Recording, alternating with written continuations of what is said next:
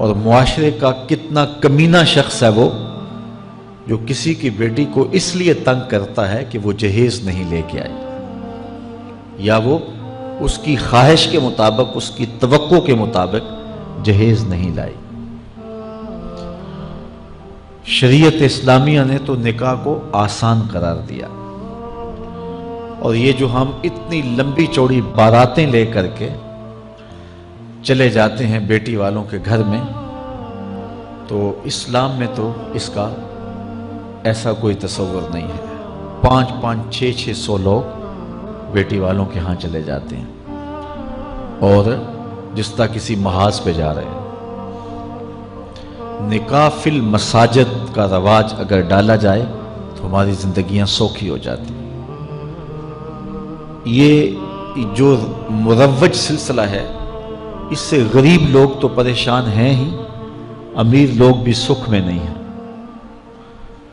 آج 1 کروڑ روپیہ شادی پہ خرچ آ رہا ہے، اور جس کی 4 بیٹیاں ہیں وہ ساری زندگی اسی کام میں ہی لگا رہتا ہے۔ اور غریبوں کی زندگی تو اجیرن ہے۔ غریب کی بیٹیاں سگڑ ہیں، سمجھدار ہیں، سنجیدہ و متین ہیں، پڑھی لکھی ہیں، خوبصورت ہیں، لیکن ان کے رشتے قبول اس لیے نہیں کیے جا رہے کہ ان کے پاس دینے کے لیے کچھ نہیں ہے۔ اور اب ایک سلسلہ چلا جہیز فنڈ کا اور اجتماعی شادیوں کا، تو شاید کسی کے لیے اس میں تسکین ہو، لیکن میں تو ایک مرتبہ ایسی تقریب میں گیا ہوں تو دکھی ہو کے آیا ہوں۔ ہر شخص کا اپنا مزاج ہوتا ہے، مختلف تنظیمات، مختلف لوگ غریب بچیوں کی اجتماعی شادیاں کر رہے ہیں، تو میں ایک تقریب میں مجھے کھینچ کے کچھ لوگ لے گئے۔ میں نے کہا مجھے تجربہ تو نہیں ہے، لیکن مجھے لگتا ہے کہ میرے لیے تکلیف کا سامان ہوگا، اور دوست جس مقصد کے لیے مجھے لے کے جا رہے ہیں تو ان کا مقصد بھی پورا نہیں ہوگا۔ ایسا ہی ہوا، ایک ہال میں 15 سے 20 بچیاں تھیں، اور دوسری جانب 15 سے 20 بچے تھے، اور ان کے مہمان، ان کا ہجوم تھا، اور اسٹیج کے اوپر جو کرسیاں لگی تھیں ان پر مخیر حضرات بیٹھے ہوئے تھے جنہوں نے سرمایہ لگایا اور جہیز فنڈ دیے، اور تنظیم کے لوگ آ کے اپنی کارکردگی بیان کر رہے تھے۔ تو آخر میں انہوں نے مجھے کہا کہ ہم آپ سے کچھ سننا چاہتے ہیں، تو میں نے بیٹھے بیٹھے کہا کہ میں دعا کر دیتا ہوں، لیکن ان کا اصرار بڑھا، تو میں نے مائک پہ آ کے کہا کہ انسان کی زندگی میں 3 موقع ہوتے ہیں جس دن وہ مہمان خصوصی ہوتا ہے، اور سب لوگوں کی نظر اسی کے چہرے پہ ہوتی ہے۔ ایک جب وہ پیدا ہوتا ہے تو کالا کلوٹا بھی ہو تو ساری بستی اس کا منہ دیکھنے آتی ہے، اور اسے بہنیں چاند کہہ کے پکارتی ہیں، چاہے اس کا رنگ گہرا سیاہ کیوں نہ ہو۔ دوسرا موقع انسان پر اس وقت آتا ہے جب وہ دولہا بنتا ہے، تو سارے لوگ اسی کو دیکھتے ہیں، اور وہ نگاہوں کا مرکز ہوتا ہے، اور چیف گیسٹ وہی ہوتا ہے۔ اور تیسرا وقت اس کے اوپر تب آتا ہے جب وہ چٹا لٹھے کا لباس پہنتا ہے، تو سارا شہر اس کا منہ دیکھنے آتا ہے۔ تو میں نے کہا ان غریب لوگوں سے آج تم نے یہ حق بھی چھین لیا۔ آج مخیر حضرات کو اوپر بٹھایا اور ان کو نیچے بٹھایا ہوا ہے، اس لیے کہ یہ غریب ہیں، اور کسی کے چہرے کے اوپر میں نے کہا خوشی کے آثار نہیں نظر آ رہے، اداسیاں ہیں، اور اتنے لوگوں کو ان کی غربت کا گواہ بنا رہے۔ ایک دم سکوت طاری ہو گیا حال پر، چونکہ مجھ سے وہ کچھ ایسی باتیں سننا چاہ رہے تھے جس سے ان کو داد ملتی۔ میں نے کہا تمہارے جذبے اپنی جگہ پہ، لیکن کاش کے رات کے اندھیرے میں ان بیٹیوں کے ماں باپ کو تم نے کچھ پیش کیا ہوتا اور یہ اپنے گھر سے رخصت ہوتی تو عرش والا رب بڑا راضی ہوتا۔ لیکن برا کرے نمائش کا کہ ہم نے ان بیٹیوں کا تماشا لگا دیا۔ میں ایک شہر میں گیا تو وہاں آج کل وہ پہلے تھا نا عمرے کے ٹکٹ محفل نعت میں، تو آہستہ آہستہ مجمع سمٹ گیا، تو اب ایک نیا سلسلہ شروع ہوا ہے کہ جہیز کی پرچیاں نکالی جائیں گی۔ تو اسی سال آپ کے قرب میں ایک جگہ 10 کے 15 جہیز فنڈ تھے، تو مجھے خطاب کرنے کے لیے انہوں نے کہا، تو بڑے شوق سے منتظم محفل نے بتایا کہ 15 بچیوں کا جہیز بھی نکالا جائے گا، اور اس پردے کے پیچھے ہزاروں بچیاں بیٹھی ہوئی ہیں۔ تو میں نے اپنی گفتگو میں کہا کہ یہ ظلم نہ کرو، یہ زیادتی نہ کرو، تمہارے پاس 100 لوگوں کا کھانا ہے تو 500 لوگوں کو نہ بلاؤ کہ تم قرعہ اندازی کر کے 100 آدمیوں کو کھانا دے دو اور 400 آدمیوں کو کہو کہ تمہارا نام نہیں نکلا۔ تمہارے پاس 100 کا کھانا ہے تو 100 کو ہی پردے سے بلاؤ اور ان کو کھانا کھلا دو۔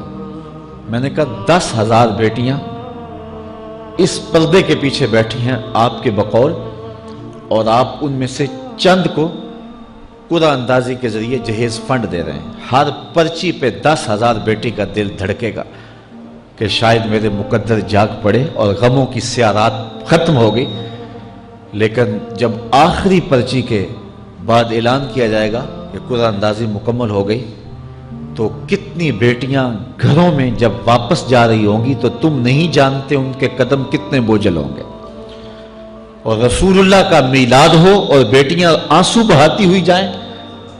تو میں نے کہا تم خوشیاں خریدنے لگے تھے، غم خرید لیے تم نے، خوشیاں بانٹنے لگے تھے، غم بانٹ لیے تم نے۔ تو یہ زیادتی نہ کرو، یہ جو رواج پڑ رہا ہے یہ اپنی نمائش کے لیے، خدا را آگے تم نے عمرے کے ٹکٹ بانٹے، بہت کچھ کیا لوگوں کو اکٹھا کرنے کے لیے، اور کیا کیا رنگ اپنائے گئے۔ میں نے کہا وہ اچھا تھا، چلو مجھے اس پر بھی بات ہے، لیکن چلو میں نہیں کرتا، لیکن یہ ظلم نہ کیا جائے کہ محافلات میں مجمع اکٹھا کرنے کے لیے جو ہے وہ غریبوں کی بچیاں بلا کر کے تو 10 کو آپ دے کے باقیوں کو کہیں کہ معذرت ہمارے پاس اتنا ہی تھا۔ تو آپ کے پاس 100 کا کھانا ہے، 100 کا پانی ہے، تو 500 پیاسوں کو نہ بلائیں، 500 بھوکوں کو نہ بلائیں، 100 کو ہی بلا کر کے پردے سے جو ہے وہ ان کی مدد کریں۔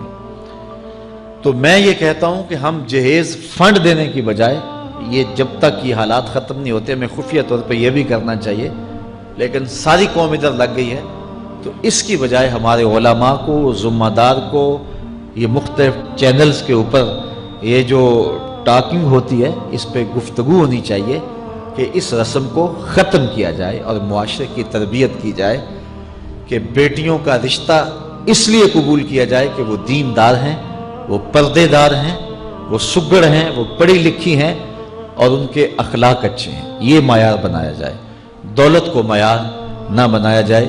اس طرح معاشرے پس جائیں گے اور معاشرے کے پلے کچھ بھی نہیں بچے گا۔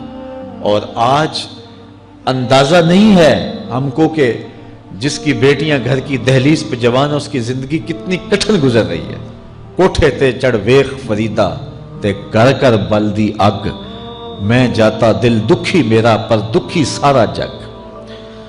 تو پورا معاشرہ اس وقت اس اذیت سے، اس کڑن سے گزر رہا ہے کہ بیٹیاں جوان ہیں اور رشتے نہیں مل رہے، اور پھر اگر رشتے مل رہے ہیں تو بیٹے والوں کے نخرے ہی بڑے عجیب ہیں، اور پھر جس طرح وہ بیٹیوں کو، غریبوں کی بیٹیوں کو لونڈیاں بنا کے اپنے گھروں میں رکھتے ہیں، تو یہ ایک الگ درد کی اور دکھ کی کہانی ہے۔ میرے پاس لوگ آتے ہیں، دعا کیجئے، کاروبار نہیں ہے، معاشی بحران ہے، مالی پریشانیاں ہیں، بچے کے امتحان سر پہ ہیں، بہت سارے مسائل لے کر لوگ آتے ہیں، لیکن کوئی نہیں، لوگ حوصلے سے مصائب کا مقابلہ کرتے ہیں، کاٹتے ہیں۔ لیکن کچھ لوگ آتے ہیں دعا کے لیے تو بات کرتے ہی آنکھیں چھلکنے لگتی ہیں اور میرا دل بھی قابو میں نہیں رہتا۔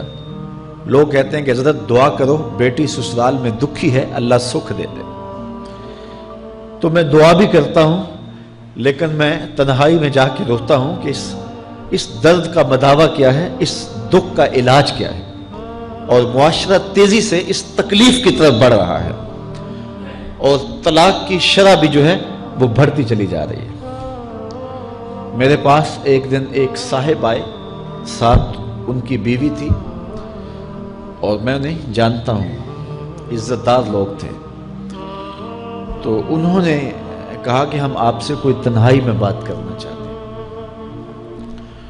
تو ان کے اپنے عزیز تھے، بیٹیاں اس شخص کی زیادہ ہیں، اپنے عزیزوں میں شادی کر دی۔ تو اس وقت انہوں نے طے کر لیا کہ کوئی بات نہیں، ہم جہیز نہیں لیتے۔ لیکن وہ باپ بلک بلک کے مجھے کہہ رہا تھا کہ کتنے دنوں سے میری بیٹی گھر آ کے بیٹھی ہوئی ہے، اور وہ کہتے ہیں کہ اتنی دیر واپس نہ آنا جب تک تیرا جہیز پورا نہیں ہو جائے گا۔ میں کہتا ہوں کتنا صفاق معاشرہ ہو گیا ہے اور کتنے کٹھن حالات ہو گئے ہیں۔ تو جب معاشرہ اس کیفیت میں چلے جائے تو پھر انارکی پھیلتی ہے اور معاشرے پھر قائم نہیں رہتے۔ تو کتنی باپ کی دہلیز پر بوڑھی ہونے والی بیٹیاں، ان کی سسکیاں، ان کی آہیں اور ان کی چیخیں اس معاشرے کو بے چین کی ہوئی ہیں۔ تو امیر لوگوں کی ذمہ داری ہے کہ وہ غریبوں کے دکھ بانٹ لیں۔ اللہ تعالیٰ ارشاد فرماتا ہے کہ فَقُّ رَقَبَةٍ او اطعام فی یوم ذی مسغبہ، کسی پھنسے ہوئے کی گردن چھڑانا یہ بڑی نیکی ہے۔ تو اس وقت غریب کی بیٹیوں کا رشتہ کوئی قبول نہیں کرتا۔ اگر کوئی نوجوان اور اگر کوئی سرمایہ دار غریبوں کی بیٹیاں قبول کر لے تو یہ اس کی مہربانی ہوگی، اور اگر یہ نہیں کر سکتا تو کم از کم ان بیٹیوں کی شادیوں کا اہتمام کیا جائے، لیکن یہ مہربانی کی جائے کہ غریبوں کی بچیوں کو نمائش گاہ میں نہ کھڑا کیا جائے اور ان کی غربت کا تماشا نہ بنایا جائے۔ رات کی تنہائی میں ان کے ماں باپ کی خدمت کی جائے تاکہ وہ اپنی بیٹیوں کو عزت سے اٹھا سکیں۔ میرے حضور نے ارشاد فرمایا وَرَجُلٌ تَصَدَّقَ بِصَدَقَةٍ فَأَخْفَاهَا حَتَّى لَا تَعْلَمَ شِمَالُهُ مَا تُنْفِقُ يَمِينُهُ، جس شخص نے تنہائی میں خیرات کی کہ دائیں ہاتھ نے جو خرچ کیا بائیں کو پتہ بھی نہ چلا، قیامت کے دن جب کوئی سایہ نہیں ہوگا اللہ اس شخص کو اپنے عرش کا ٹھنڈا سایہ عطا فرمائے۔ تو یہ جو اجتماعی شادیوں کا ماحول ہے، تو اگر اس کو ہم اس میں تبدیل کر لیں کہ غریبوں کی عزت نفس مجروح نہ ہونے پائے، تو اللہ تعالیٰ یہ توفیق نصیب فرمائے اور معاشرے کے اندر ایسے لوگ نکلیں جو معاشرے کے دکھ بانٹتے ہیں۔ اور علماء کو منبر و محراب سے زوردار آواز اٹھانی چاہیے کہ یہ جو رسم پیدا ہو گئی ہے جہیز کی، اور اس کے بغیر بیٹیاں گھر سے رخصت نہیں ہو سکتی ہیں، تو اس کو ختم کیا جائے اور اس کے خلاف عملی جہاد کیا جائے، اور اس کے لیے امیر لوگ نمونہ بنیں۔ غریب لوگ تو نمونہ بن نہیں سکتے، مشکل ہے ان کے لیے، لیکن امیر لوگ اگر نمونہ بنیں تو وہ بن سکتے ہیں اور معاشرے کے اس ناسور کو ختم کیا جا سکتا ہے، اور غریبوں کی بیٹیاں عزت سے اپنے پیا گھر سدھار سکتی ہیں اور ان کو جو ہے ان کے ماں باپ کو تسکین کی اور چین کی نیند آ سکتی ہے۔ آج میں نے نکاح کے حوالے سے بہت ساری باتیں کرنی تھی، لیکن عنوان ادھر چلا گیا چونکہ یہ ایک سلگتا ہوا مسئلہ ہے اور ہمارے معاشرے کو کاٹ رہا ہے اور توڑ رہا ہے۔ ایک تو گھروں کی دہلیز پہ بیٹیاں بوڑھی ہو رہی ہیں، اور دوسرا شرع طلاق جو ہے وہ بڑھتی چلی جا رہی ہے۔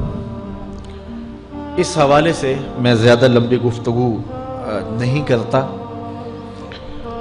صرف دو چار باتیں کہ طلاق اگرچہ مرد کا شرعی حق ہے، اور اگر نباہ نہ ہوتا ہو تو طلاق دینا ناگزیر ہو جائے تو طلاق دینا ہی پڑتا ہے، لیکن اس کے باوجود اگر کوئی شخص اپنی بیوی کو برداشت کرتا رہے تو قیامت کے دن رب کی رحمتوں کا حقدار ہوگا۔ جائز کاموں میں جو سب سے ناپسندیدہ امر ہے وہ طلاق ہے، اور جب کوئی شخص طلاق دیتا ہے اللہ کا عرش بھی ہلنے لگ جاتا ہے۔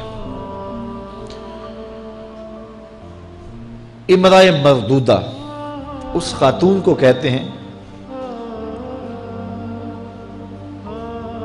جس کے شوہر نے اس کو طلاق دے دی اور وہ اس قابل نہیں ہے کہ اس کا دوبارہ نکاح ہو سکے.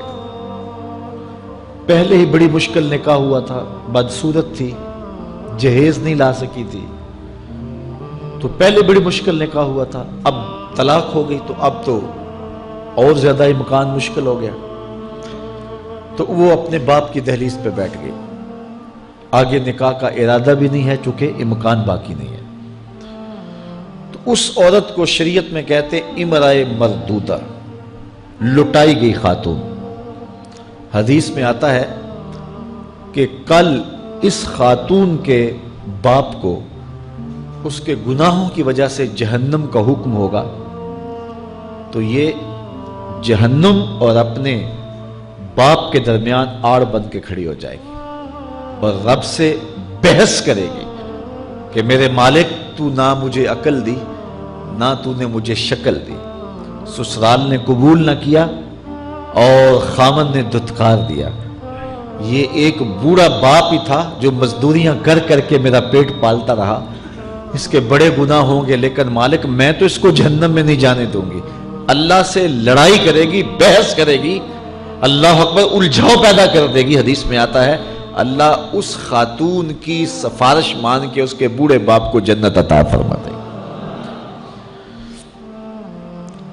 اگر طلاق دینا ناگزیر ہو جائے، بہت ضروری ہو جائے طلاق دینا اور اس کے بغیر کوئی دوسرا راستہ نظر نہیں آ رہا، تو پھر بھی 3 طلاقیں اکٹھی نہ دیں. ایک طلاق دے دیں، اور ایک طلاق دینے کا فائدہ یہ ہوگا کہ 3 مہینے کے بعد عورت فارغ ہے، آگے نکاح کرنا چاہے تو کر سکتی ہے. لیکن اگر 3 ماہ کے بعد، 4 ماہ کے بعد، سال کے بعد، 2 سال کے بعد اس نے آگے نکاح نہیں کیا تو دوبارہ ان کا پروگرام نکاح کا ہو جاتا ہے، تو پھر واپس آنا آسان ہوتا ہے. تو لوگ یک مشت 3 طلاقیں دے دیتے ہیں اور پھر مسئلہ پوچھتے ہیں. تو چونکہ ہمارے یہاں کثرت احناف کی ہے اور واضح احکام جو شریعت کے ہیں وہ 3 اکٹھی طلاقیں اگرچہ ناپسند ہیں لیکن 3 طلاقیں اکٹھی 3 ہی ہو جاتی ہیں. تو پھر اس کے بعد اپنا مسلک بدلنے کی کوشش کرتے ہیں، یا جو ہے وہ ایسے لوگوں سے فتویٰ دیتے ہیں جن کا یہ فتویٰ نہیں ہے اور ایک عجیب الجھن میں مبتلا ہو جاتے ہیں. اس لیے اگر ناگزیر ہو جائے طلاق دینا تو پھر بھی 1 طلاق دینی چاہیے. جو 3 طلاقوں سے حاصل ہوگا، عورت سے الگ ہونا، وہ 1 طلاق سے ہی حاصل ہوگا. اور 1 طلاق بھی طہر کی حالت میں دینا چاہیے، عالم حیض میں نہیں، چونکہ ان دنوں کے اندر مرد کا رجحان عورت کی طرف زیادہ ہوتا ہے. اس لیے شریعت نے طہر میں طلاق دینے کا حکم دیا ہے اگر کوئی طلاق دینا چاہے.